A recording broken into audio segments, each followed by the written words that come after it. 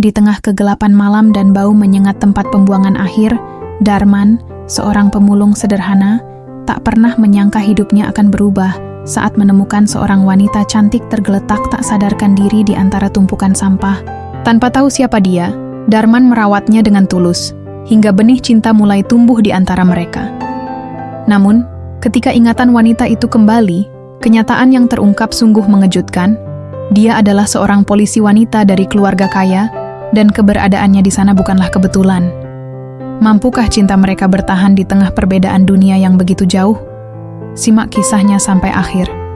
Dan jangan lupa untuk subscribe channel Wafira Story, agar tidak ketinggalan cerita-cerita menarik lainnya.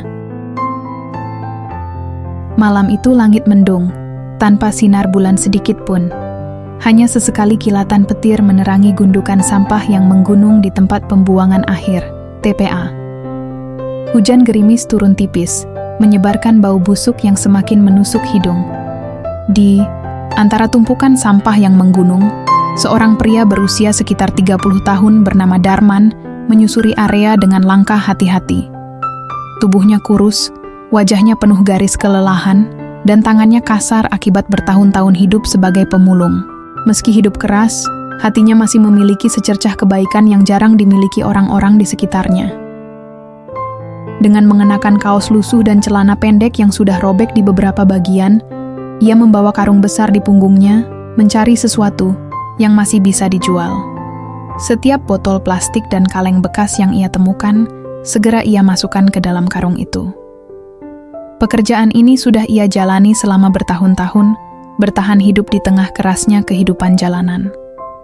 Darman mengira malam itu akan sama seperti malam-malam sebelumnya. Namun saat ia hendak merogoh sebuah tumpukan kardus bekas, tangannya tiba-tiba menyentuh sesuatu yang terasa hangat.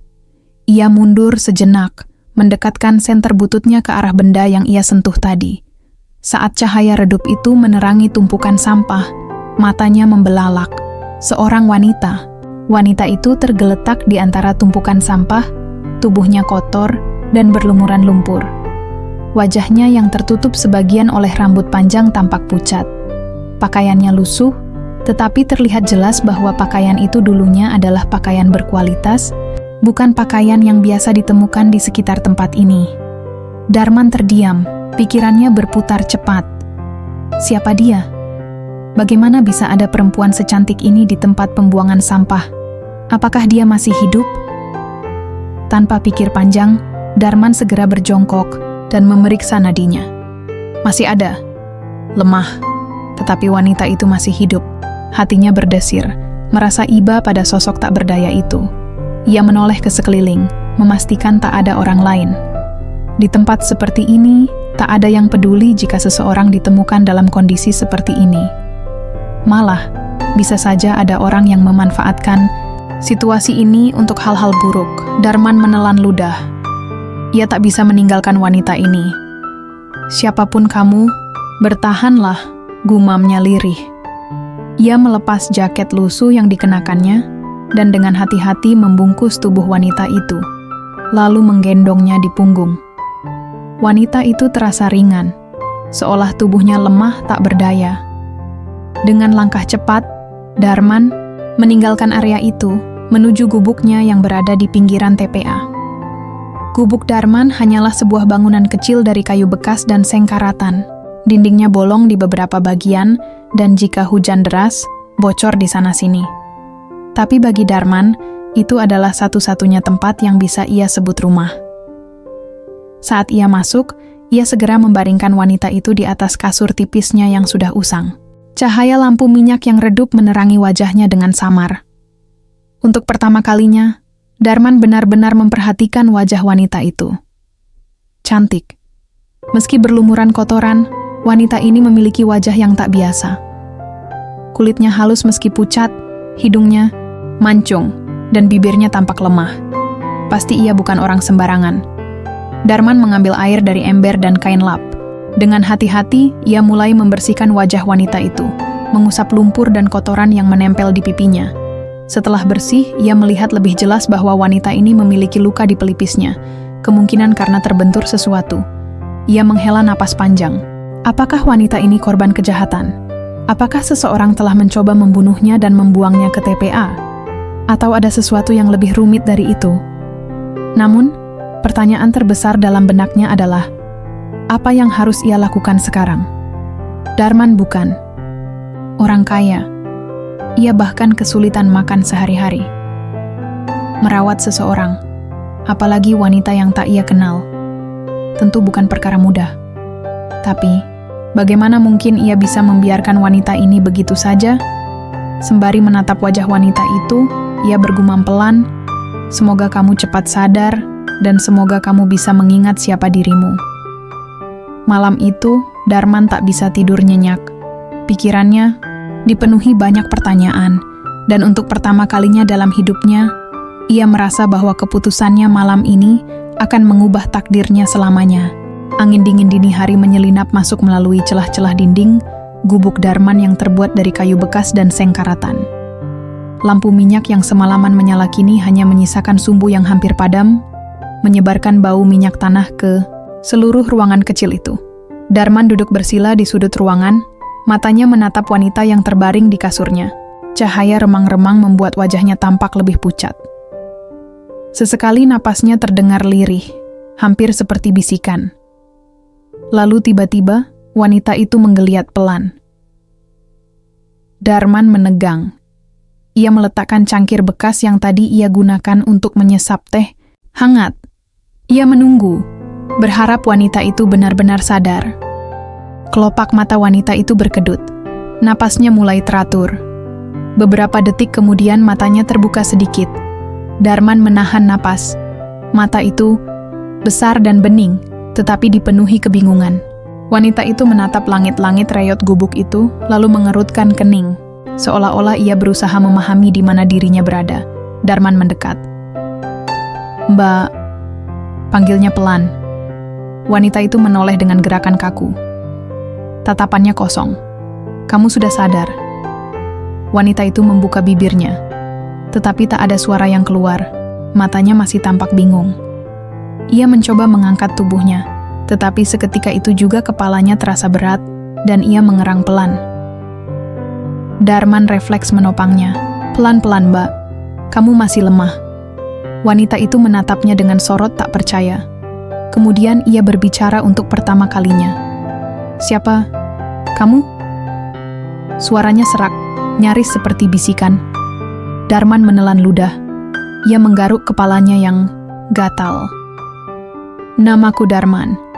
Aku yang nemuin kamu di tempat sampah semalam." "Tempat sampah?" Wanita itu mengulang dengan nada terkejut. Darman mengangguk. Ia kemudian mengambil gayung kecil dan menuangkan air ke dalam sebuah cangkir plastik. "Nih, minum dulu." Wanita itu menatap air di cangkir itu sejenak, lalu menerimanya dengan tangan gemetar. Darman memperhatikannya saat ia perlahan menyeruput air itu. Setelah beberapa tegukan, wanita itu menarik napas dalam-dalam. Lalu, ia kembali menatap Darman. "Siapa? Aku?" tanyanya dengan suara lirih. Jantung Darman berdegup keras. Ia sudah menduga kemungkinan ini, tetapi mendengarnya langsung dari mulut wanita itu membuat tengkuknya meremang. Wanita ini tidak ingat siapa dirinya. Selama beberapa saat mereka hanya saling menatap. Mata wanita itu dipenuhi kebingungan dan kecemasan, sementara Darman sendiri tak tahu harus berkata apa. Akhirnya Darman menghela napas panjang. "Aku juga nggak tahu kamu siapa, Mbak. Aku nemuin kamu di tumpukan sampah, nggak sadarkan diri. Bajumu kotor, ada luka di kepalamu." Wanita itu meraba pelipisnya. Saat tangannya menyentuh bagian yang terasa nyeri, ia meringis. "Aku..." Ia menggigit bibirnya, berusaha keras mengingat sesuatu. Namun, tak ada apapun. Kepalanya terasa kosong, seperti kertas putih yang belum ditulisi apapun. "Aku nggak ingat." Darman mengangguk pelan. "Ya, kayaknya begitu." Wanita itu menatapnya dengan sorot panik. "Aku harus gimana?" Darman terdiam. Ia menatap gubuk kecilnya yang berantakan, tumpukan barang rongsokan di sudut, serta tikar lusuh yang ia pakai sebagai kasur. Apa yang bisa ia lakukan? Ia hanya seorang pemulung, tak punya uang, tak punya banyak kenalan, dan bahkan bertahan hidup saja sudah sulit. Tapi, ia juga tidak bisa membiarkan wanita ini sendirian dalam keadaan seperti ini. Ia menggaruk kepalanya. Ya sementara, mending kamu di sini dulu. Sampai kamu ingat siapa kamu. Wanita itu tampak ragu. Namun ia juga sadar bahwa ia tidak punya pilihan lain. Aku, boleh? Darman mengangguk. Ya, asal kamu gak jijik tinggal di tempat kayak gini. Wanita itu terdiam. Matanya menyapu seluruh ruangan gubuk yang kecil, kotor, dan sangat sederhana. Namun, di balik semua itu, ia merasakan sesuatu yang hangat. Sebuah ketulusan yang terpancar dari sosok lelaki di hadapannya. Akhirnya, ia mengangguk pelan. Terima kasih. Darman tersenyum tipis. Sama-sama. Hari-hari berikutnya menjadi masa adaptasi yang sulit bagi wanita itu. Ia terbangun setiap pagi di gubuk reyot dengan suara ayam berkokok dan bau sampah yang terbawa angin. Tidak ada kasur empuk, tidak ada kamar mandi bersih, tidak ada makanan lezat yang siap disantap. Yang ada hanya kesederhanaan dan keterbatasan. Darman memberinya nama sementara, Rina, karena ia tak mungkin terus memanggilnya Mbak. Rina, meski awalnya merasa terasing, mulai belajar menyesuaikan diri. Darman mengajarinya cara hidup sederhana. Ia menunjukkan bagaimana cara memasak nasi di atas tungku kayu, mencuci pakaian di ember, dan bahkan cara memilah sampah yang masih bisa dijual. Meski pada awalnya ia canggung, Rina lambat laun mulai terbiasa. Namun, ada satu hal yang paling membuatnya frustrasi. Ingatan yang tak kunjung kembali. Setiap malam, sebelum tidur, ia berusaha mengingat siapa dirinya. Tetapi yang muncul hanyalah kekosongan. Kadang-kadang ia melihat kilasan bayangan samar. Lampu-lampu kota yang terang, suara siren, seseorang yang berteriak, lalu kegelapan. Namun itu semua tak cukup untuk membantunya mengingat siapa dirinya sebenarnya. Hari-hari berlalu. Tanpa disadari, Rina dan Darman mulai semakin dekat. Darman yang awalnya hanya kasihan mulai merasa nyaman dengan kehadiran Rina. Ada sesuatu dalam dirinya yang membuatnya ingin melindungi wanita itu. Di sisi lain, Rina juga merasa bahwa Darman bukan hanya sekadar penyelamatnya. Pria itu mungkin hidup dalam kemiskinan, tetapi hatinya begitu hangat dan penuh kebaikan. Suatu sore, saat mereka duduk di depan gubuk, Rina bertanya, Darman, kamu enggak penasaran siapa aku? Darman menatapnya, lalu tersenyum kecil. Penasaran? Sih, tapi yang lebih penting sekarang, kamu sehat. Itu aja udah cukup buatku. Rina menunduk, hatinya terasa hangat. Darman menggaruk kepalanya. Lagi pula, kalaupun kamu ingat siapa kamu pasti bakal pergi dari sini, kan? Rina terdiam. Ia menatap Darman, lalu menatap gubuk kecil tempat ia tinggal selama ini. Ia tahu, suatu hari nanti, kebenaran akan terungkap. Dan saat hari itu tiba, ia mungkin harus pergi.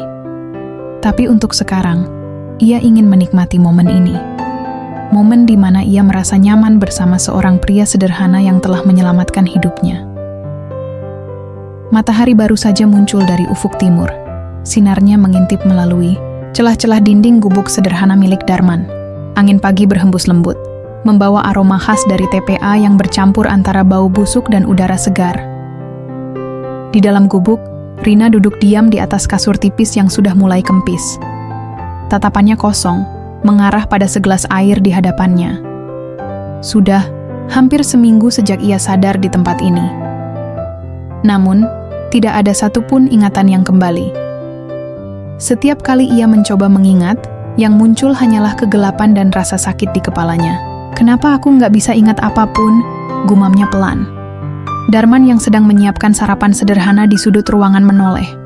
Dengan tangan yang cekatan, ia menuangkan bubur jagung ke dalam 2 mangkuk plastik. Dipikirin terus juga nggak bakal cepet ingat, ujarnya sambil menyerahkan semangkuk bubur kepada Rina. Makan dulu. Perut kenyang, pikiran juga lebih tenang. Rina menerima mangkuk itu dengan ragu. Tapi, gimana kalau aku sebenarnya orang jahat? Gimana kalau aku buronan? Darman tertawa kecil. Kalau kamu orang jahat, kayaknya aku udah mati dari kemarin. Rina terdiam, lalu tersenyum tipis. Untuk pertama kalinya dalam beberapa hari terakhir, hatinya terasa sedikit lebih ringan. Hari itu, Darman mengajak Rina keluar gubuk. Ia pikir, mungkin udara segar bisa membantu wanita itu lebih rileks. Di luar, beberapa pemulung lain sedang sibuk memilah sampah. Beberapa dari mereka menatap Rina dengan penasaran, tetapi tidak ada yang bertanya apapun. Darman membawa Rina ke tepi sungai kecil di dekat TPA. Meski airnya tidak terlalu bersih, tempat itu cukup sepi dan teduh. Saat mereka duduk di bawah pohon besar, Rina tiba-tiba merasa pusing. Kepalanya berdenyut, dan kilasan-kilasan asing muncul dalam pikirannya. Seseorang berteriak, suara tembakan. Cahaya sirene berwarna merah dan biru. Rina tersentak. Ia memegang kepalanya, tubuhnya menegang. Darman yang melihat perubahan ekspresi, Rina langsung khawatir. Kenapa? Kamu pusing lagi? Rina mengangguk pelan. Aku melihat sesuatu, tapi cuma sebentar. Darman menatapnya dengan penuh harapan. Apa yang kamu lihat? Rina menggeleng lemah. Aku nggak tahu. Rasanya seperti ada orang yang berteriak, suara tembakan, dan lampu berkedip-kedip. Darman mengernyit. Suara tembakan? Rina menatapnya dengan kebingungan. Apa aku pernah berurusan dengan polisi? Darman tertawa kecil. Atau jangan-jangan kamu malah polisinya? Rina ikut tertawa, meski dalam hatinya ada rasa tidak tenang. Karena entah kenapa, tebakan Darman terasa tidak sepenuhnya salah. Malam itu, Rina mengalami mimpi aneh. Dalam mimpinya, ia berdiri di tengah jalan yang gelap. Ada suara pria yang memanggilnya, tetapi wajahnya tidak terlihat. Karina, hati-hati. Tiba-tiba ada kilatan cahaya, suara letusan senjata, lalu rasa sakit di kepalanya. Ia terjatuh, segalanya menjadi buram. Dan kemudian, ia terbangun dengan napas terengah-engah. Darman yang tidur di sudut lain gubuk itu ikut terbangun. Kenapa? Tanyanya dengan suara serak. Rina menyentuh pelipisnya. Aku bermimpi. Ada seseorang memanggilku. Dia bilang, Karina. Darman mengangkat alis. Karina? Rina mengangguk. Aku rasa itu namaku. Darman mengusap dagunya yang kasar. Karina, ya? Kayaknya cocok sama kamu. Rina mencoba mengulang nama itu dalam benaknya. Karina, nama itu terasa akrab, tetapi masih ada banyak hal yang tidak ia pahami. Keesokan harinya, Darman memutuskan untuk memeriksa kembali luka di kepala Rina. Luka itu mulai mengering, tetapi masih menyisakan bekas memar. Saat ia menyibak rambut Rina, matanya terpaku pada sesuatu. Ada apa? Tanya Rina, merasakan kebisuannya. Darman ragu sejenak, lalu berkata, di belakang telingamu, ada bekas luka lama, kayak bekas operasi. Rina meraba bagian yang dimaksud, tetapi tidak merasakan sesuatu yang aneh. Mungkin aku pernah kecelakaan. Darman mengangguk pelan. Mungkin. Namun dalam hatinya ia mulai merasa bahwa Rina bukanlah orang biasa. Malam itu, saat Darman kembali dari mencari barang rongsokan di kota, ia mendengar sesuatu yang membuatnya merinding. Di sudut gang, ada dua pria berbicara dengan nada serius. Lo udah dengar? Anak Pak Wibowo masih belum ketemu. Iya, polisi udah nyari kemana-mana. Katanya sih, ada kemungkinan dia diculik terus dibuang keluar kota. Darman berhenti di tempatnya. Anak Pak Wibowo? Nama itu asing baginya, tetapi instingnya mengatakan bahwa ini ada hubungannya dengan Rina atau Karina. Dengan hati yang tidak tenang, ia kembali ke gubuk. Di sana Rina sedang duduk diam, menatap langit dengan mata kosong. Darman menghela napas. Ia tahu, cepat atau lambat, kebenaran akan terungkap. Dan saat itu tiba, ia tidak yakin apakah Rina masih akan tetap bersamanya atau tidak. Pagi itu, Rina terbangun oleh suara ayam berkokok di kejauhan dan aroma asap kayu dari dapur kecil milik Darman. Ia membuka mata perlahan, masih merasa sedikit pusing seperti hari-hari sebelumnya. Namun, satu hal yang ia sadari, setiap hari di tempat ini terasa lebih nyata, lebih sederhana, dan lebih tenang. Ia bangkit dari kasur lusuh tempatnya tidur dan menatap sekeliling gubuk kecil itu. Tak banyak yang berubah. Barang-barang rongsokan masih menumpuk di sudut, pakaian Darman yang seadanya masih tergantung di tali rafia, dan meja kayu reyot di dekat jendela masih dipenuhi peralatan makan plastik yang sudah pudar warnanya. Tapi, bagi Rina yang tidak ingat apapun tentang hidupnya sebelum ini, semuanya terasa seperti dunia yang benar-benar baru. Darman masuk ke gubuk membawa sekeranjang plastik berisi bahan makanan. "Oh, udah bangun? Tidurmu nyenyak?" tanyanya sambil tersenyum. Rina mengangguk. "Lumayan. Baguslah. Yuk, kita masak bareng." Darman mengajaknya ke dapur kecil yang hanya berupa tungku kayu dan wajan tua. Awalnya Rina canggung, tetapi ia mencoba membantu semampunya. Ia memotong sayur dengan tangan gemetar, dan sesekali meniup tangannya ketika terkena percikan minyak panas. Darman hanya tertawa kecil melihatnya. "Kamu kayak belum pernah masak sebelumnya." Rina terdiam sejenak. Ia sendiri tidak tahu. Apakah sebelum ini ia terbiasa memasak? Atau apakah ia terbiasa hidup dengan seseorang yang memasak untuknya? Ia tidak tahu. Tapi ada satu hal yang pasti, ia merasa senang. Suatu hari ketika Darman sedang pergi mengumpulkan barang rongsokan, Rina berjalan-jalan di sekitar area tempat pembuangan akhir. Meski awalnya jijik dengan lingkungan ini, perlahan-lahan ia mulai terbiasa. Ia melihat anak-anak kecil berlarian tanpa alas kaki, ibu-ibu yang sedang mencuci pakaian di sungai kecil yang airnya keruh, serta bapak-bapak yang sibuk memilah-milah barang bekas. Namun, sesuatu menarik perhatiannya. Tak jauh dari tempatnya berdiri, ada seorang pria tua sedang berdebat dengan dua orang pria berbadan kekar. "Duit lo udah habis, jangan banyak alasan," bentak salah satu pria itu. "Tapi, saya butuh waktu. Tolong kasih saya kesempatan." Plak! Salah satu pria kekar itu menampar si pria tua hingga terjatuh. Saat itulah, sesuatu dalam diri Rina terpanggil. Tanpa sadar, kakinya melangkah cepat ke arah mereka. "Hentikan!" serunya dengan suara lantang. Kedua pria kekar itu menoleh dengan wajah tidak senang. "Siapa lo? Apapun urusan kalian, kekerasan bukan jawabannya," kata Rina dengan nada tegas. Salah satu pria itu tertawa sinis. "Lucu banget. Cewek kayak lo mau ikut campur?" Sebelum Rina bisa berpikir lebih jauh, tubuhnya bergerak sendiri.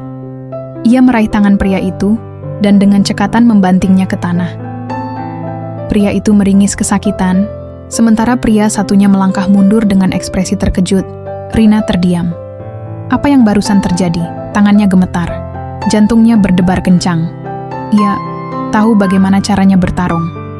Tapi dari mana ia belajar semua ini? Pria yang masih berdiri buru-buru membantu temannya bangkit, lalu melirik Rina dengan pandangan tajam. "Lo bakal nyesel," katanya sebelum mereka pergi. Si pria tua yang tadi dipukul menatap Rina dengan mata berbinar. "Terima kasih, Nak." Rina hanya mengangguk lemah. Ia masih berusaha mencerna apa yang baru saja terjadi. Ketika ia kembali ke gubuk, Darman sudah menunggunya dengan wajah khawatir. "Kamu kenapa? Wajahmu pucat."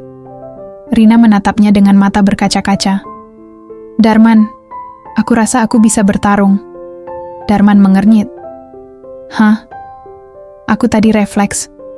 Aku menjatuhkan seseorang yang mengganggu orang tua." Darman terdiam sejenak lalu tersenyum. "Mungkin dulu kamu atlet bela diri." Rina menggeleng. "Entahlah, tapi rasanya seperti sesuatu yang sudah kulakukan sejak lama. Naluri ini terlalu alami." Darman menepuk pundaknya. "Kalau memang itu bagian dari dirimu, cepat atau lambat semuanya bakal kebuka." Rina menatapnya. Tapi bagaimana kalau saat semuanya terbuka, ia bukan orang yang Darman harapkan?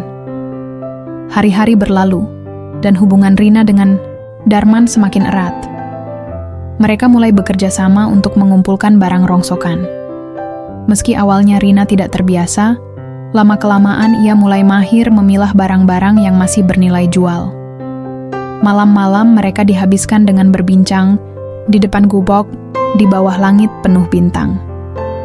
Suatu malam, saat mereka duduk berdua, Darman tiba-tiba berkata, "Aku senang kamu ada di sini." Rina menatapnya. "Kenapa?" Darman tersenyum kecil. "Sebelum kamu datang, hidupku cuma gitu-gitu aja. Bangun pagi, cari barang bekas, makan seadanya, terus tidur. Sekarang aku punya alasan buat pulang." Rina merasakan sesuatu yang hangat di hatinya. "Kalau suatu hari aku ingat semuanya, kamu bakal keberatan kalau aku pergi?" Tanyanya pelan. Darman menatap api kecil di depan mereka. Ia tidak langsung menjawab. Akhirnya, ia menghela napas dan berkata, "Kalau itu yang terbaik buat kamu, aku bakal relain." Jawaban itu membuat hati Rina nyeri. Kenapa ia merasa tidak ingin pergi? Suatu siang, Rina sedang memilah barang bekas saat ia menemukan sesuatu yang membuatnya terkejut. Sebuah kalung emas dengan inisial KW terukir di liontinnya. Ia menatapnya lama. Hatinya terasa bergetar. Saat Darman datang, ia menunjukkan kalung itu.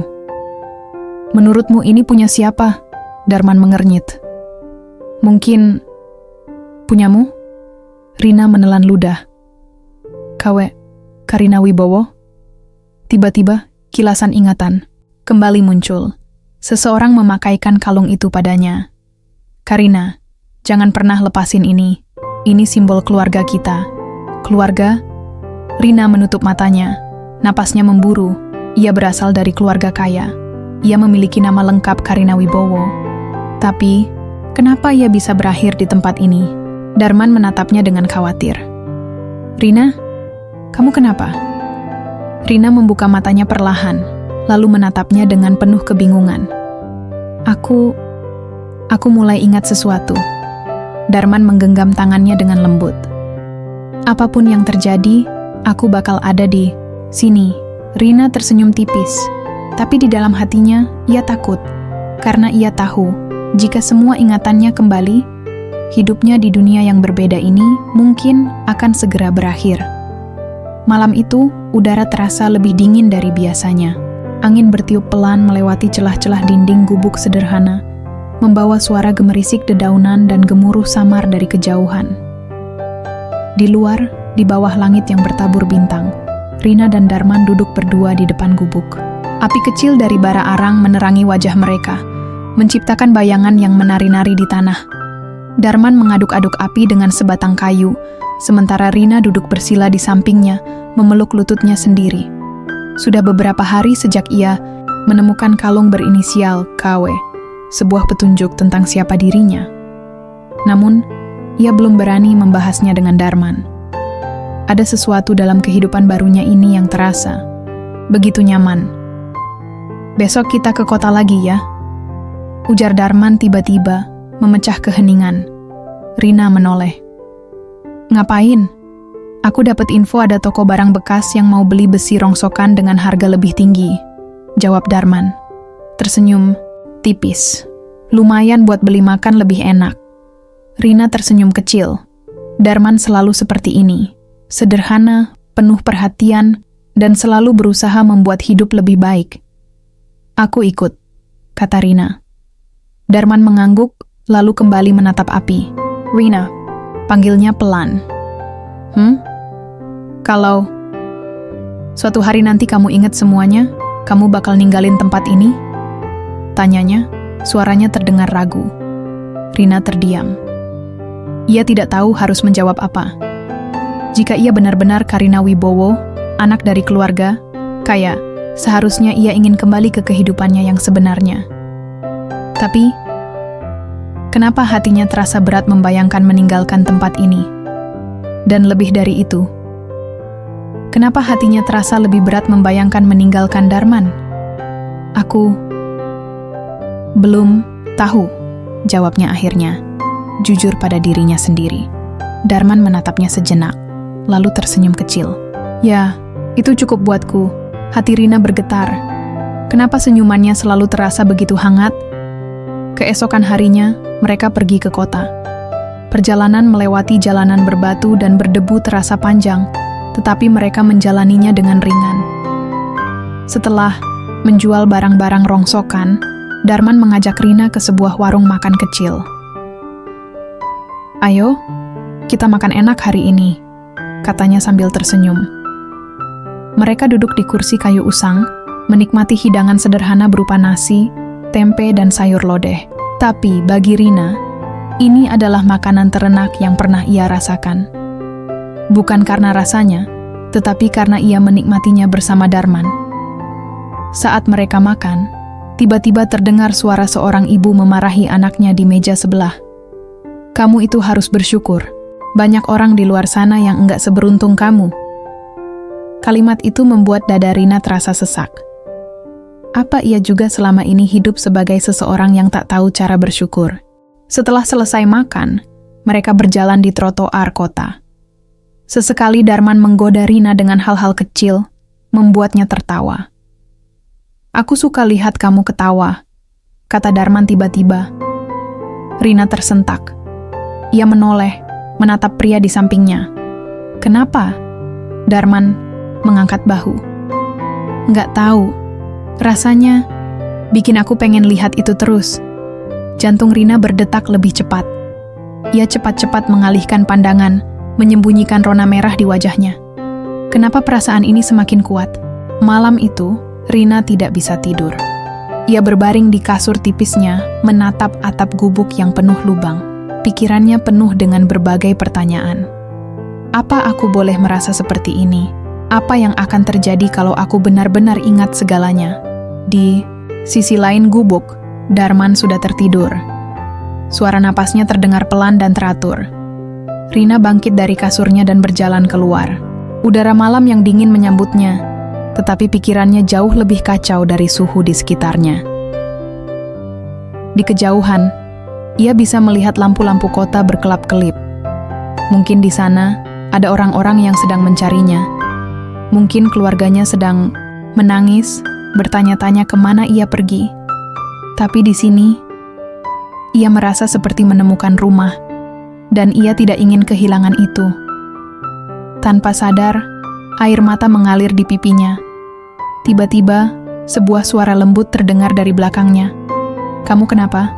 Rina menoleh. Darman berdiri di ambang pintu gubuk, menatapnya dengan mata penuh kekhawatiran. Rina buru-buru menyeka air matanya. "Nggak apa-apa." Darman berjalan mendekat, berdiri di sampingnya. "Aku tahu kamu bohong." Hening sejenak, Rina menghela napas.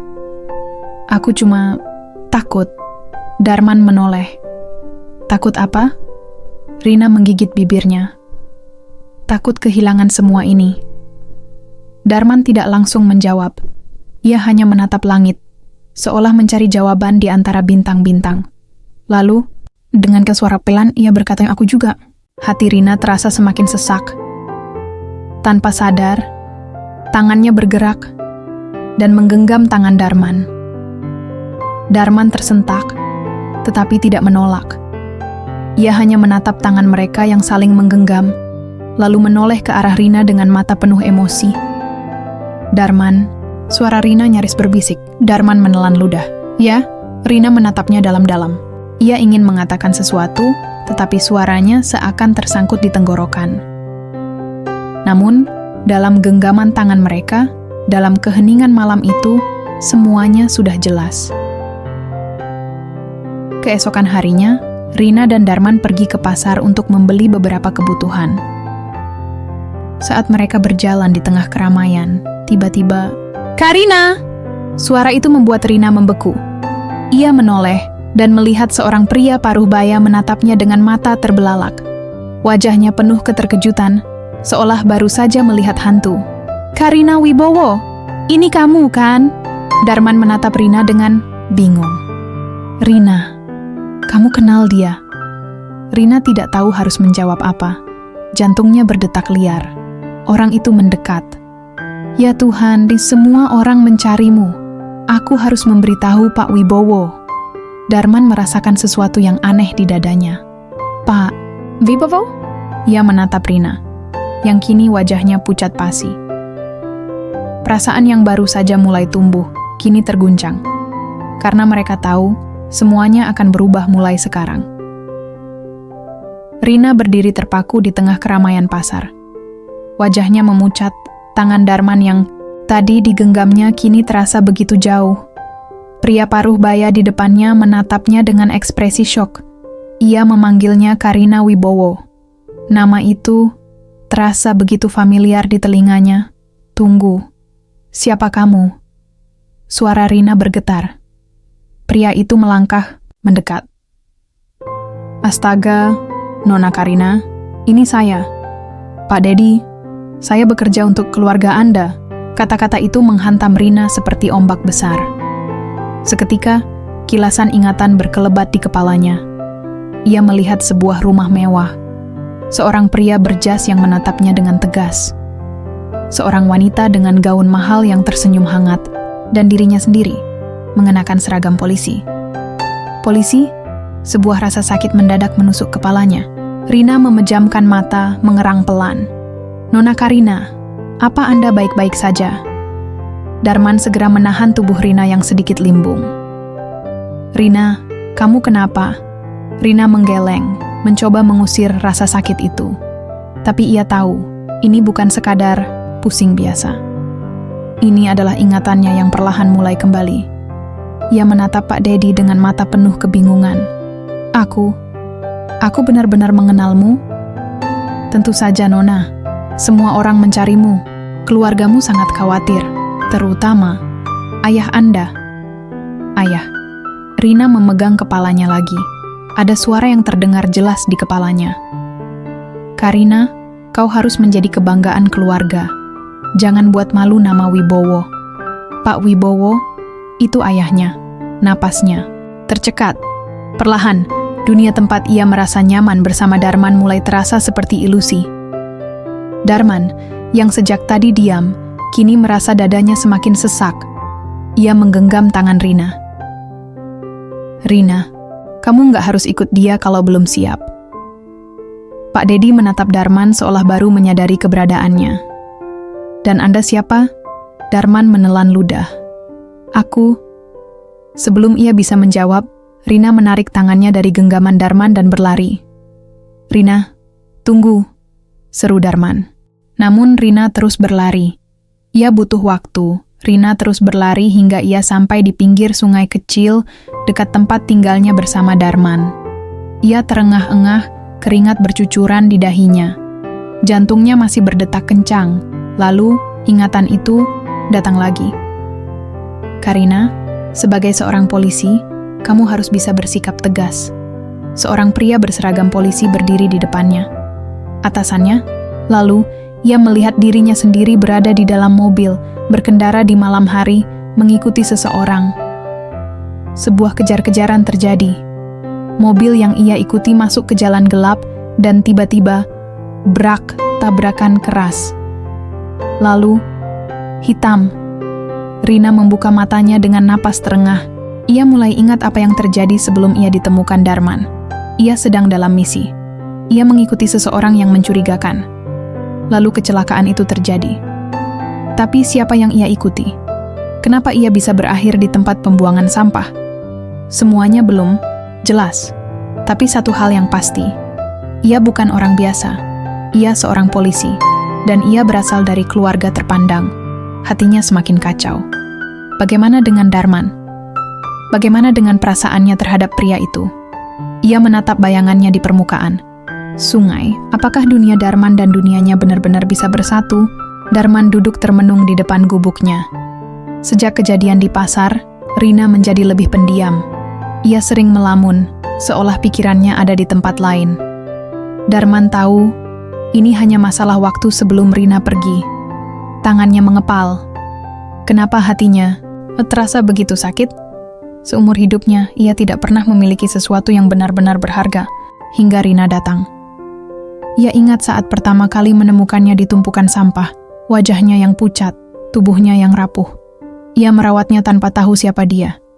Sekarang ia tahu. Rina bukan untuknya. Suara langkah kaki terdengar. Darman menoleh dan melihat Rina berdiri di ambang pintu. Wajah gadis itu tampak lelah, tetapi ada sesuatu di matanya yang membuat Darman semakin yakin. Ini saatnya. Darman, suara Rina pelan. Darman memaksakan senyum.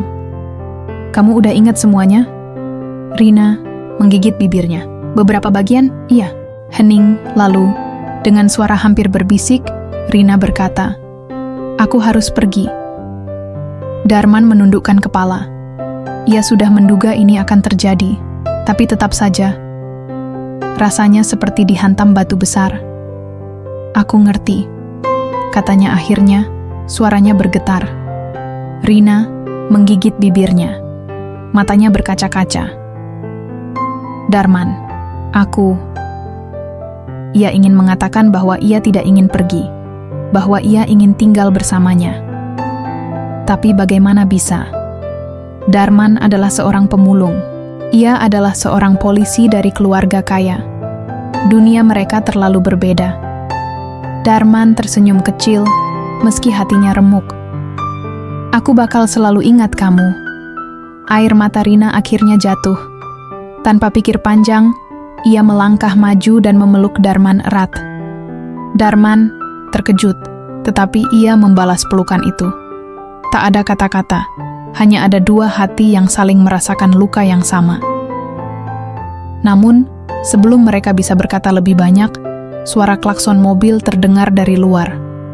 Pak Dedi datang.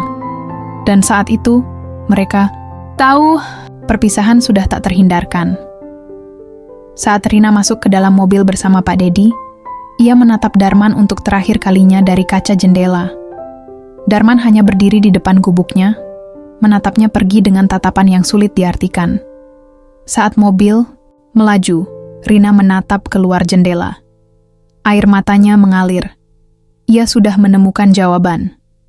Namun, ia tak tahu apakah ia bisa menjalani hidupnya tanpa kembali ke tempat di mana hatinya berada. Mobil yang membawa Rina melaju kencang melewati jalanan kota. Sepanjang perjalanan, ia hanya bisa menatap keluar jendela dengan pikiran yang kacau. Di sampingnya, Pak Dedi, pengawal pribadi keluarganya, sesekali meliriknya dengan ekspresi lega. "Nona Karina, semua orang sangat khawatir. Ayah Anda sudah mengerahkan banyak orang untuk mencari Anda," ucapnya. Rina tidak merespons. Ia masih berusaha mencerna semuanya. Nama aslinya adalah Karina Wibowo. Ia adalah anak seorang pengusaha kaya raya, dan ia adalah seorang polisi. Namun, mengapa hatinya terasa begitu berat saat mengingat Darman? Mobil akhirnya berhenti di depan sebuah rumah mewah. Rina menatap bangunan megah itu dengan perasaan campur aduk.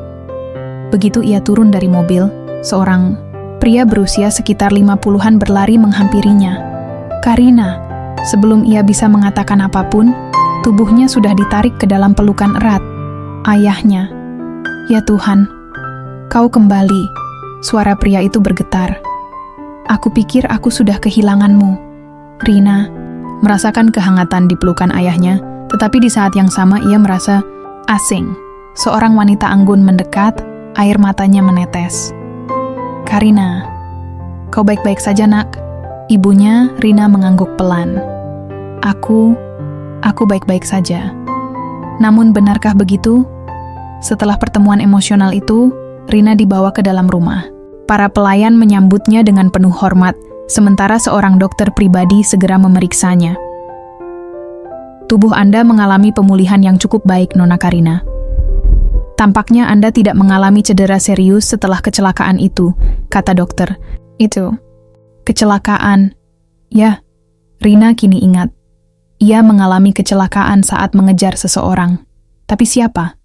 Sementara pikirannya berkelana, seorang pria berseragam polisi masuk ke ruangan. "Karina." Rina menoleh. Wajah pria itu tampak akrab. Lalu, ingatan lain muncul. Ia mengenalnya. "Komandan Bagas." Gumam Rina, pria itu mengangguk. "Akhirnya kau kembali." Rina duduk lebih tegak. Aku mulai mengingat beberapa hal." Komandan Bagas menghela napas. "Kami telah mencari tahu apa yang terjadi malam itu. Kau sedang membuntuti seorang buronan narkoba yang kabarnya memiliki koneksi dengan orang dalam kepolisian. Namun, entah bagaimana, mobilmu mengalami kecelakaan dan kau menghilang." Rina mengernyit. Buronan narkoba? Siapa orang yang aku kejar? Tanyanya. Komandan Bagas tampak ragu. Itulah masalahnya. Semua rekaman CCTV malam itu hilang. Seseorang ingin menutupi kejadian itu. Rina merasa ada sesuatu yang tidak beres. Dan satu pertanyaan kembali muncul dalam pikirannya. Bagaimana ia bisa berakhir di tempat pembuangan sampah? Sementara itu, di gubuk kecil di pinggir kota, Darman duduk diam di atas dipan kayu. Sejak Rina pergi, ini hidupnya terasa kosong. Ia mencoba meyakinkan dirinya sendiri bahwa ini yang terbaik, bahwa Rina memang bukan untuknya. Namun, setiap kali ia menutup mata, yang ia lihat hanyalah senyum Rina, tawanya, tatapan lembutnya. Darman meremas rambutnya dengan frustrasi. Mau sampai kapan aku begini? Gumamnya, ia harus melanjutkan hidup, harus menerima kenyataan. Tapi bagaimana bisa jika hatinya masih ada di tempat lain? Di rumah keluarga Wibowo, Rina duduk di kamarnya yang luas. Ia mencoba menyesuaikan diri dengan tempat ini, tetapi segalanya terasa tidak seperti dulu. Saat sedang termenung, ia membuka laci meja kecil di sudut ruangan dan menemukan sesuatu yang familiar. Sebuah kalung berinisial KWW. Matanya membesar. Ia pernah melihat kalung ini sebelumnya, tapi di mana? Kemudian semuanya datang kembali. Malam itu, sebelum kecelakaan, ia sedang mengejar seseorang. Orang itu memakai kalung yang sama. Rina menggenggam kalung itu erat. Jadi, apakah orang yang ia kejar ada hubungannya dengan keluarganya? Jantungnya berdegup kencang. Ada sesuatu yang belum terungkap, dan ia tahu satu-satunya cara untuk menemukan jawabannya adalah kembali ke tempat semuanya dimulai. Esok harinya, Rina berdiri di depan rumahnya, menatap pagar besi tinggi yang selama ini mengurungnya. Ia mengambil napas dalam. Ia telah kembali ke rumah, tetapi kenapa? Hatinya merasa seperti belum pulang. Dengan tekad yang bulat, ia melangkah keluar. Ia tahu kemana harus pergi. Ia harus menemui Darman. Dan ia harus menemukan kebenaran di balik kejadian malam itu. Karena ini bukan hanya tentang dirinya. Ini tentang sesuatu yang jauh lebih besar. Dini, hari yang masih gelap, Rina berdiri di depan gubuk reot yang sudah begitu akrab baginya. Jantungnya berdebar kencang. Sudah 2 hari sejak ia kembali ke rumah mewahnya, tetapi pikirannya terus tertuju ke sini. Ia mengetuk pintu pelan. Tak ada jawaban. Ia mencoba lagi, kali ini lebih keras. Darman, ini aku. Hening. Namun, setelah beberapa detik, suara langkah berat terdengar dari dalam. Pintu kayu itu akhirnya terbuka, dan di sana berdiri seorang pria dengan mata yang tampak lelah. Darman. Rina menahan napas. Darman tampak berbeda. Tidak ada lagi kehangatan di matanya. Apa yang kamu lakukan di sini? Suaranya dingin. Rina menelan ludah. Aku ingin bicara. Darman bersedekap. Kita nggak punya hal yang perlu dibicarakan. Kalimat itu menusuk hati Rina. Tolong Darman. Suaranya bergetar. Darman menghela napas panjang, lalu akhirnya melangkah ke samping, memberi jalan. Masuk. Rina masuk dan mendapati gubuk itu masih sama seperti saat ia tinggalkan. Tapi kini terasa lebih dingin, lebih sepi. Mereka duduk berhadapan, masing-masing dengan perasaan yang tak terungkap. Apa kamu baik-baik saja? Rina membuka pembicaraan. Darman tertawa sinis. Harusnya aku yang nanya itu ke kamu. Kamu kan sekarang udah balik ke kehidupan lamamu, ke rumah mewahmu, ke keluargamu. Nada suaranya tajam. Rina menggigit bibirnya. Darman, kamu apa? Darman menatapnya. Kamu datang buat bilang kalau kita masih bisa bersama? Buat bilang kalau aku harus tunggu kamu? Matanya penuh luka. Rina menunduk. Aku nggak tahu. Aku bingung. Darman tertawa kecil, getir. Kalau kamu aja bingung, gimana aku? Hening dotad. Rina menarik napas dalam. Aku masih mencintaimu. Darman terdiam. Namun, yang keluar dari bibirnya adalah kata-kata yang paling menyakitkan. Tapi kita nggak bisa bersama, Rina. Rina terkejut. Kenapa? Darman mengalihkan pandangan. Karena kita berasal dari dunia yang berbeda. Aku cuma seorang pemulung, Rina. Aku nggak punya apa-apa. Dan menurutmu itu penting? Rina menatapnya tajam. Aku nggak peduli. Siapa kamu? Dari mana kamu berasal? Darman tersenyum pahit. Tapi keluargamu peduli. Rina tercekat. Kecelakaan. Ya, Rina kini ingat. Ia mengalami kecelakaan saat mengejar seseorang. Tapi siapa? Sementara pikirannya berkelana, seorang pria berseragam polisi masuk ke ruangan. Karina. Rina menoleh. Wajah pria itu tampak akrab. Lalu, ingatan lain muncul, ia mengenalnya. Komandan Bagas. Gumam Rina. Tak pria itu mengangguk. Akhirnya kau kembali. Rina duduk lebih tegak. Aku mulai mengingat beberapa hal. Komandan Bagas menghela napas. Kami telah mencari tahu apa yang terjadi malam itu. Kau sedang membuntuti seorang buronan narkoba yang kabarnya memiliki koneksi dengan orang dalam kepolisian. Namun, entah bagaimana, mobilmu mengalami kecelakaan dan kau menghilang. Rina mengernyit. Buronan narkoba? Siapa orang yang aku kejar? Tanyanya. Komandan Bagas tampak ragu. Itulah masalahnya. Semua rekaman CCTV malam itu hilang. Seseorang ingin menutupi kejadian itu. Rina merasa ada sesuatu yang tidak beres. Dan satu pertanyaan kembali muncul dalam pikirannya. Bagaimana ia bisa berakhir di tempat pembuangan sampah?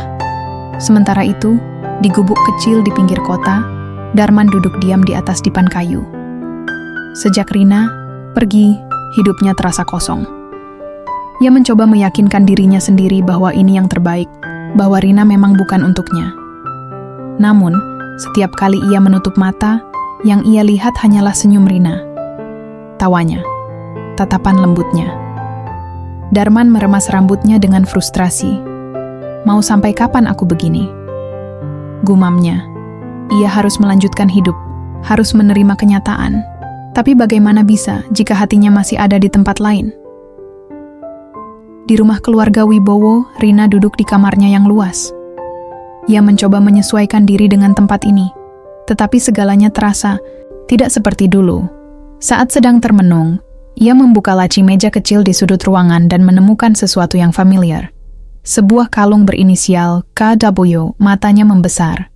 Ia pernah melihat kalung ini sebelumnya. Tapi, di mana? Kemudian, semuanya datang kembali. Malam itu, sebelum kecelakaan, ia sedang mengejar seseorang. Orang itu memakai kalung yang sama. Rina menggenggam kalung itu erat. Jadi, apakah orang yang ia kejar ada hubungannya dengan keluarganya? Jantungnya berdegup kencang. Ada sesuatu yang belum terungkap. Dan ia tahu, satu-satunya cara untuk menemukan jawabannya adalah kembali ke tempat semuanya dimulai. Esok harinya, Rina berdiri di depan rumahnya, menatap pagar besi tinggi yang selama ini mengurungnya. Ia mengambil napas dalam. Ia telah kembali ke rumah, tetapi kenapa hatinya merasa seperti belum pulang? Dengan tekad yang bulat, ia melangkah keluar. Ia tahu kemana harus pergi. Ia harus menemui Darman. Dan ia harus menemukan kebenaran di balik kejadian malam itu. Karena ini bukan hanya tentang dirinya. Ini tentang sesuatu yang jauh lebih besar. Dini, hari yang masih gelap, Rina berdiri di depan gubuk reot yang sudah begitu akrab baginya. Jantungnya berdebar kencang. Sudah 2 hari sejak ia kembali ke rumah mewahnya. Tetapi pikirannya terus tertuju ke sini. Ia mengetuk pintu pelan. Tak ada jawaban. Ia mencoba lagi, kali ini lebih keras. Darman, ini aku, hening. Namun, setelah beberapa detik, suara langkah berat terdengar dari dalam. Pintu kayu itu akhirnya terbuka, dan di sana berdiri seorang pria dengan mata yang tampak lelah. Darman. Rina menahan napas. Darman tampak berbeda. Tidak ada lagi kehangatan di matanya. Apa yang kamu lakukan di sini? Suaranya dingin. Rina menelan ludah. Aku ingin bicara. Darman bersedekap. Kita nggak punya hal yang perlu dibicarakan. Kalimat itu menusuk hati Rina. Tolong, Darman. Suaranya bergetar. Darman menghela napas panjang, lalu akhirnya melangkah ke samping, memberi jalan. Masuk. Rina masuk dan mendapati gubuk itu masih sama seperti saat ia tinggalkan. Tapi kini terasa lebih dingin, lebih sepi. Mereka duduk berhadapan, masing-masing dengan perasaan yang tak terungkap. Apa kamu baik-baik saja? Rina membuka pembicaraan. Darman tertawa sinis. Harusnya aku yang nanya itu ke kamu. Kamu kan sekarang udah balik ke kehidupan lamamu, ke rumah mewahmu, ke keluargamu. Nada suaranya tajam. Rina menggigit bibirnya. Darman, Kamu apa? Darman menatapnya. Kamu datang buat bilang kalau kita masih bisa bersama? Buat bilang kalau aku harus tunggu kamu? Matanya penuh luka. Rina menunduk. Aku nggak tahu. Aku bingung. Darman tertawa kecil, getir. Kalau kamu aja bingung, gimana aku? Hening. Rina menarik napas dalam. Aku masih mencintaimu. Darman terdiam. Namun, yang keluar dari bibirnya adalah kata-kata yang paling menyakitkan. Tapi kita nggak bisa bersama, Rina. Rina terkejut. Kenapa? Darman mengalihkan pandangan. Karena kita berasal dari dunia yang berbeda. Aku cuma seorang pemulung, Rina. Aku nggak punya apa-apa. Dan menurutmu itu penting? Rina menatapnya tajam. Aku nggak peduli. Siapa kamu, dari mana kamu berasal? Darman tersenyum pahit. Tapi keluargamu peduli. Rina tercekat. Ia ingin membantah, tetapi ia tahu Darman benar. Sejak ia kembali, ayahnya sudah mengatur berbagai rencana untuk masa depannya, termasuk perjodohan dengan pria dari keluarga terpandang. Namun, apa yang harus ia lakukan?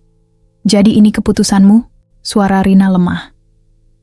Kamu benar-benar ingin mengakhirinya? Darman menatapnya, dan untuk sesaat ada keraguan di matanya. Tapi kemudian ia berkata, ya. Rina menggigit bibirnya untuk menahan air mata. Ia berdiri, berusaha menenangkan diri. Kalau itu yang kamu mau, baiklah. Ia melangkah pergi. Tetapi sebelum ia sampai di pintu, Darman berkata, Rina. Rina berhenti, menunggu. Darman tersenyum kecil.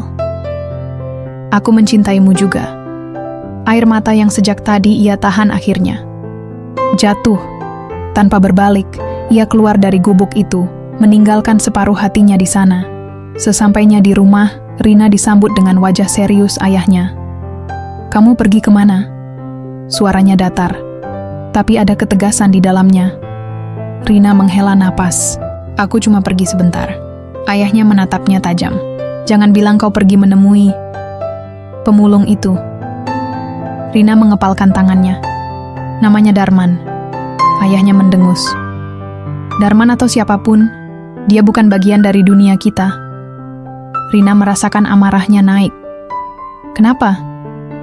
Hanya karena dia miskin? Karena dia tidak cocok untukmu. Ayahnya berkata dengan nada dingin. Kau harus mengingat siapa dirimu. Kau adalah Karina Wibowo. Masa depanmu sudah ditentukan. Rina merasa dunianya semakin sempit. Jadi aku hanya boneka? Suaranya bergetar. Ayahnya menatapnya lama, lalu berkata dengan nada lebih lembut, Aku hanya ingin yang terbaik untukmu, nak. Rina menelan ludah. Kalau begitu, kenapa rasanya seperti aku di penjara? Tak ada jawaban. Ia sadar, tak peduli seberapa keras ia mencoba, keluarganya tidak akan pernah menerima Darman. Dan kini, ia dihadapkan pada pilihan yang sulit. Memilih keluarganya atau memilih pria yang ia cintai. Di tengah kebingungannya, Rina kembali ke kantornya di kepolisian untuk mencari jawaban atas ingatan yang masih samar. Ia membuka kembali berkas kasus yang ia tangani sebelum kecelakaan. Lalu, matanya membelalak.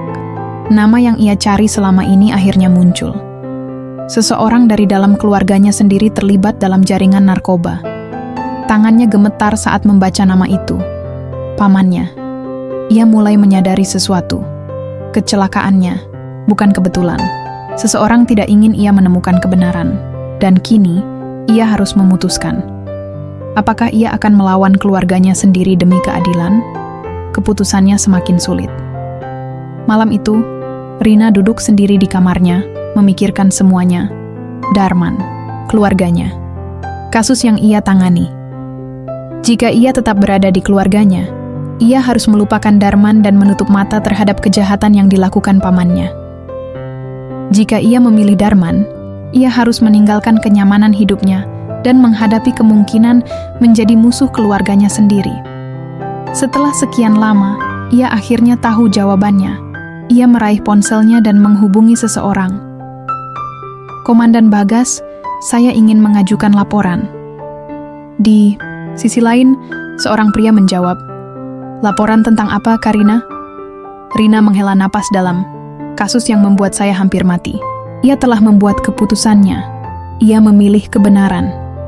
Dan ia tahu, memilih kebenaran berarti memilih jalan yang berat.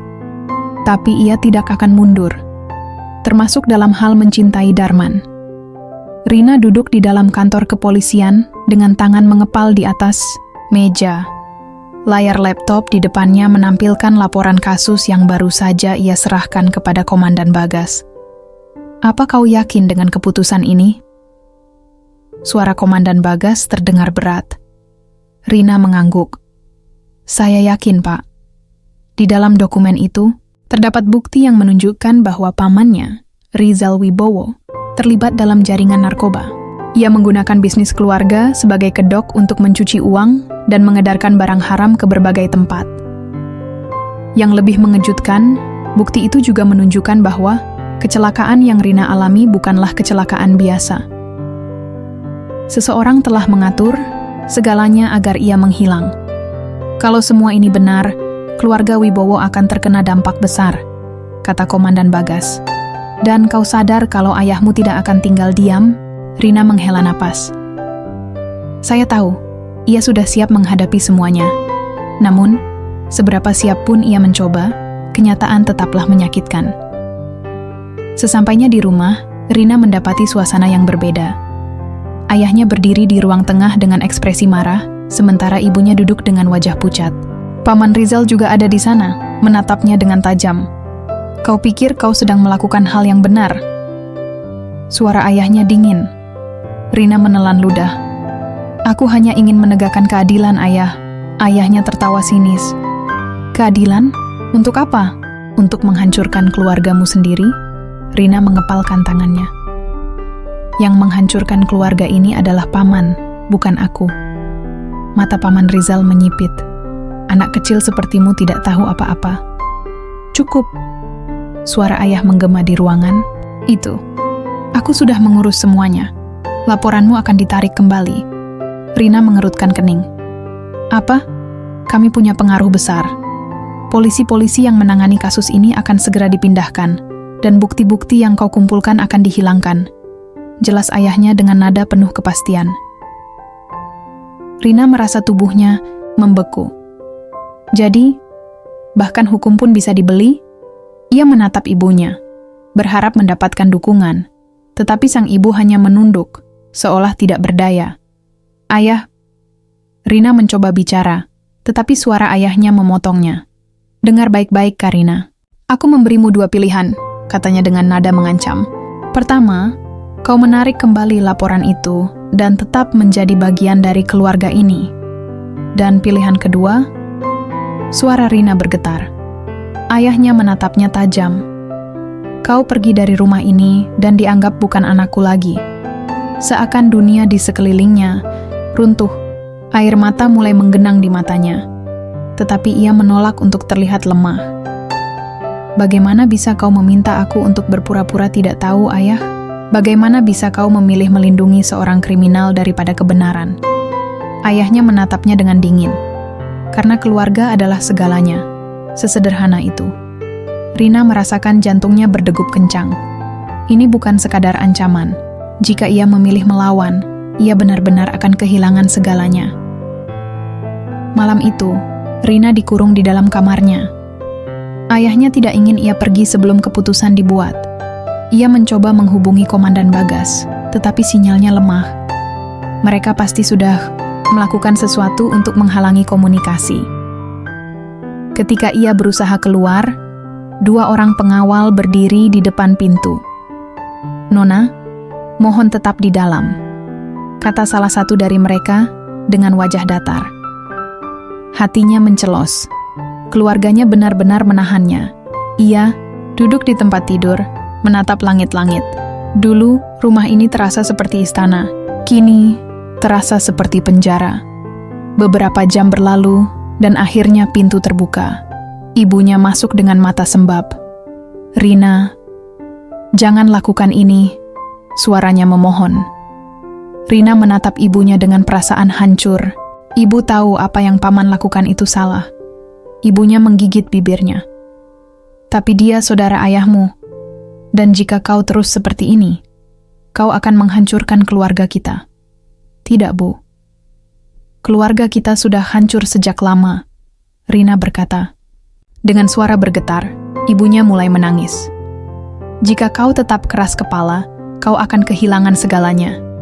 Rina tersenyum kecil, meskipun hatinya sakit. "Aku sudah kehilangan semuanya sejak aku tahu kebenaran ini." Ibunya menatapnya lama, lalu menggeleng. "Aku tidak bisa membantumu, Nak." Kemudian, ibunya pergi, meninggalkannya sendirian dalam kesedihan. Malam semakin larut. Rina tahu ia tidak bisa tinggal di rumah ini lebih lama. Jika ia tidak bertindak cepat, keesokan harinya semua bukti yang ia serahkan akan lenyap. Ia melihat keluar jendela. Ada 2 pengawal berjaga di luar kamar. Tidak ada jalan keluar yang mudah. Ia menutup matanya, berpikir. Lalu, ide itu muncul. Ia mengambil tali spray dari tempat tidur dan mengikatnya menjadi tali panjang. Kemudian, dengan hati-hati, ia membuka jendela dan mulai menuruni dinding rumah. Setiap tarikan napasnya terasa berat, tetapi ia tidak punya pilihan lain. Begitu kakinya menyentuh tanah, ia berlari secepat mungkin ke arah gerbang belakang, berharap tidak ada yang menyadarinya. Namun, begitu ia hampir mencapai pintu keluar, suara seseorang menghentikannya. "Kau benar-benar memilih pergi?" Ia berbalik.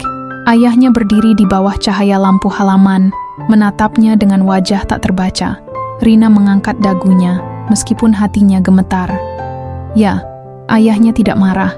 Ia hanya menatap putrinya dengan kekecewaan yang begitu dalam. Mulai, "Sekarang, kau bukan anakku lagi." Kata-kata itu menghantam Rina seperti belati. Untuk terakhir kalinya, ia menatap pria yang membesarkannya. Lalu, tanpa kata lain, ia berbalik dan pergi, meninggalkan segalanya. Rina akhirnya sampai di kantor polisi, dengan napas tersengal. Komandan Bagas berdiri dari kursinya saat melihatnya.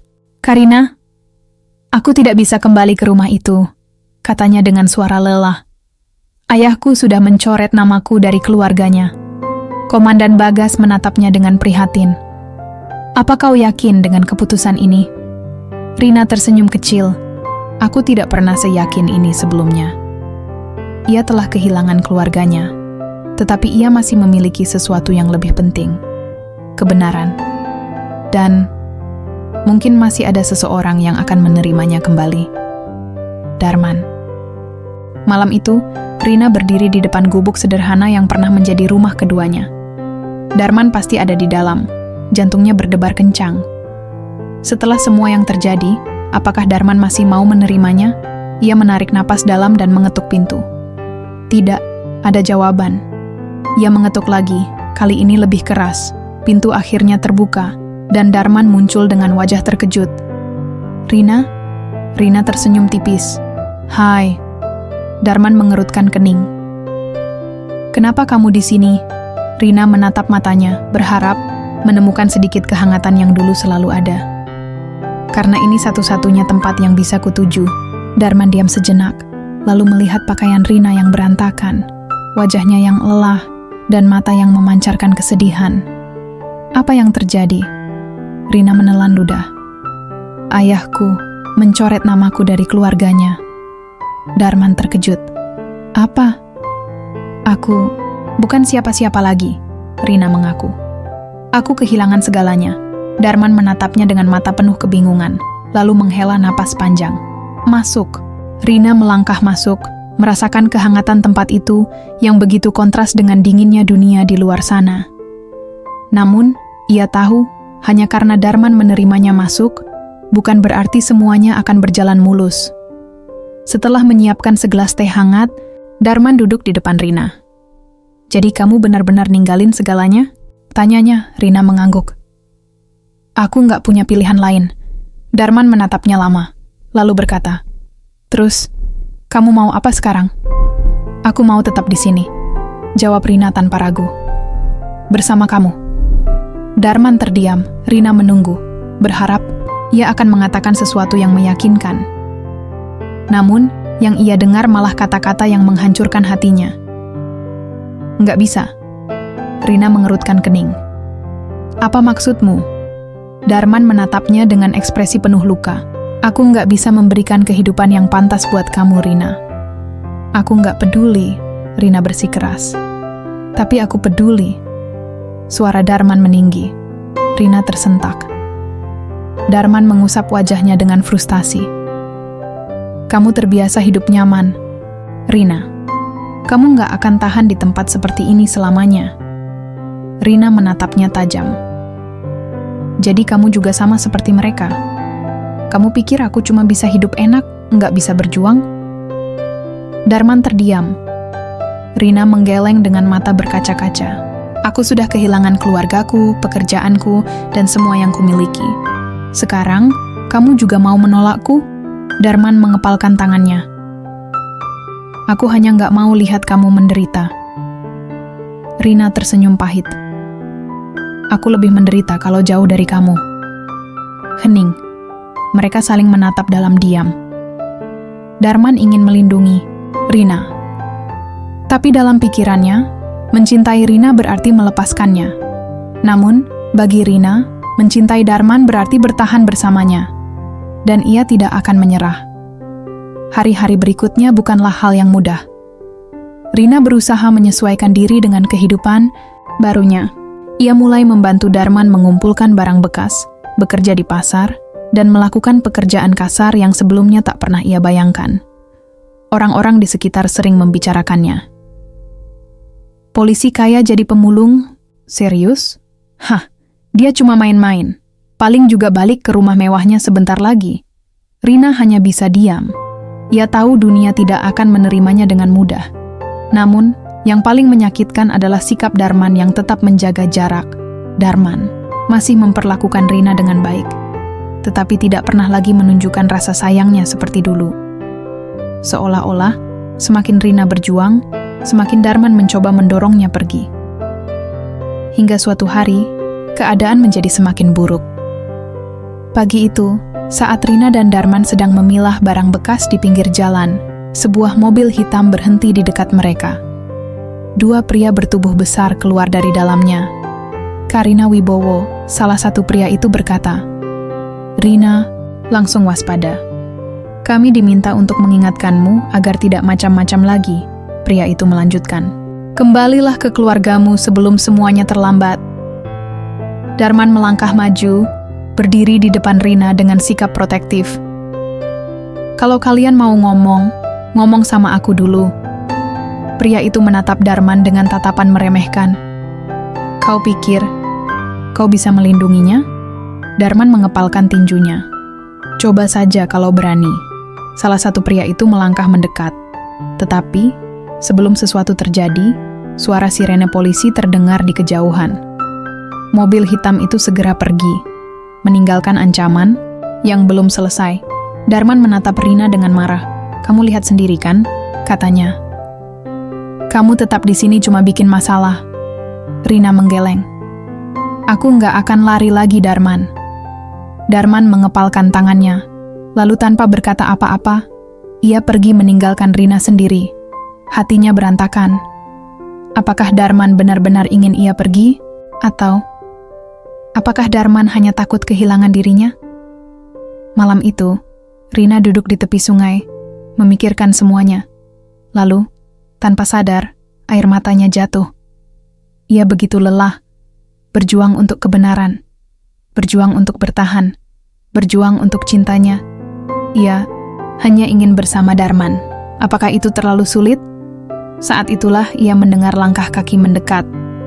Darman. Ia duduk di samping Rina, diam. Beberapa saat berlalu sebelum akhirnya ia berkata, "Aku takut, Rina."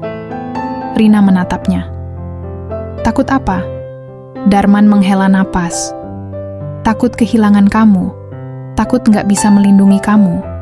Takut kamu akhirnya nyesel." Rina tersenyum kecil. "Aku nggak akan nyesel, Darman." Darman menatapnya, lalu dengan perlahan menggenggam tangannya. "Aku mencintaimu," katanya dengan suara lirih. Rina tersenyum, air matanya jatuh lagi. Tapi kali ini bukan karena kesedihan. "Aku juga mencintaimu." Malam itu, mereka saling berpegangan. Dunia boleh menentang mereka, tapi cinta mereka tidak akan goyah. Dan kini, mereka akan berjuang bersama. Tidak peduli seberapa sulit jalannya. Beberapa hari setelah kejadian di pinggir jalan, suasana di tempat tinggal Darman menjadi lebih tegang. Meskipun Darman berusaha menenangkan Rina, ia tahu bahwa keluarganya belum selesai dengannya. Dan ia benar. Suatu malam, ketika Rina dan Darman sedang duduk di depan gubuk menikmati secangkir teh hangat, suara deru mobil terdengar mendekat. Sebuah sedan hitam berhenti tidak jauh dari mereka. Dua pria turun dari mobil, wajah mereka dipenuhi ekspresi serius. Namun kali ini, mereka bukan utusan yang sama seperti sebelumnya. Yang mengejutkan, salah satu pria itu adalah Komandan Bagas.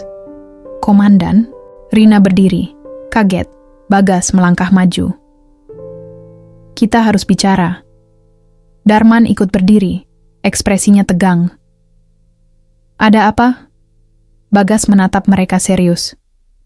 "Ada bukti baru yang membuktikan bahwa pamanmu, Rizal Wibowo, berencana untuk menyingkirkanmu sejak awal, Rina. Dan bukan hanya itu." Ia menyerahkan sebuah amplop kepada Rina. Dengan tangan gemetar, Rina membukanya dan membaca isinya. Matanya membesar. "Ayah," gumamnya pelan. Darman mengerutkan kening. "Kenapa?" Rina menghela napas panjang, mencoba menahan emosinya. "Ayahku akhirnya menyerahkan diri." Darman dan Bagas sama-sama terkejut. "Ternyata, setelah aku pergi, ayahku mulai menyadari bahwa semua yang ia lakukan telah menghancurkan keluarga." "Jelas, Rina," suaranya bergetar. "Ia akhirnya memberikan kesaksian terhadap Paman Rizal. Semua orang yang terlibat dalam jaringan itu kini sedang ditangkap." Darman memandang Rina dengan takjub. "Jadi, kamu nggak perlu sembunyi lagi." Rina mengangguk. Air mata mengalir di pipinya. Semua sudah berakhir. Bagas tersenyum kecil. "Dan aku ingin menawarkan sesuatu padamu, Karina." Rina menatapnya. "Apa itu?" "Jika kamu mau, aku bisa membantumu kembali ke kepolisian." Hati Rina bergetar. Itu adalah impiannya. Namun, setelah semua yang terjadi, ia sadar bahwa ada hal yang lebih penting dalam hidupnya. Ia menoleh ke arah Darman. Darman menatapnya, memberi isyarat bahwa ia tidak akan menghalangi apapun yang Rina pilih. Namun, Rina sudah tahu jawabannya. Ia tersenyum pada Bagas. "Terima kasih, Komandan. Tapi, aku sudah memilih jalan hidupku." Bagas mengangguk, seolah sudah menduganya. "Aku mengerti." Malam itu, Rina merasa lebih ringan. Untuk pertama kalinya dalam hidupnya, ia merasa benar-benar bebas. Setelah kasus keluarganya selesai, Rina mulai menjalani kehidupan yang baru bersama Darman. Namun, ia tahu bahwa ia tidak bisa selamanya bergantung pada Darman. Ia ingin berdiri di atas kakinya sendiri. Jadi, ia mulai bekerja. Ia mendapatkan pekerjaan sebagai pengajar di sebuah sekolah kecil untuk anak-anak kurang mampu. Dengan pengalaman dan pendidikannya, ia bisa membantu mereka mendapatkan pendidikan yang lebih baik. Sementara itu, Darman juga tidak tinggal diam. Ia mulai bekerja lebih keras dan mengikuti program pelatihan keterampilan. Berkat bantuannya dalam pengungkapan kasus besar, ada banyak pihak yang bersedia membantunya mendapatkan pekerjaan yang lebih baik. Tak butuh waktu lama, Darman diterima bekerja sebagai pekerja gudang di sebuah perusahaan distribusi besar. Gajinya mungkin tidak sebesar orang-orang kaya, tapi itu cukup untuk memulai sesuatu yang lebih baik. Mereka berdua berjuang bersama, saling mendukung.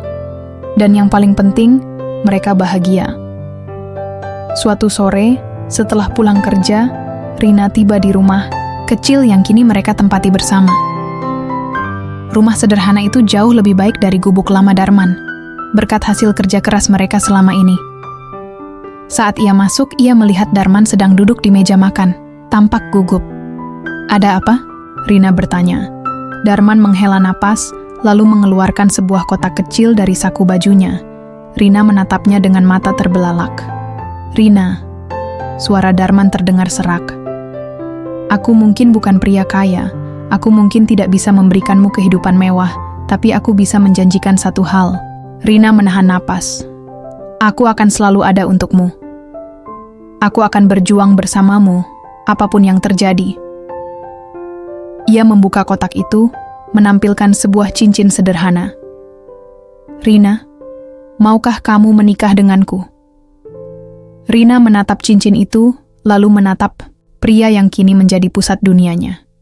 Air mata mengalir di pipinya. Tanpa ragu, ia mengangguk. "Ya Darman, aku mau."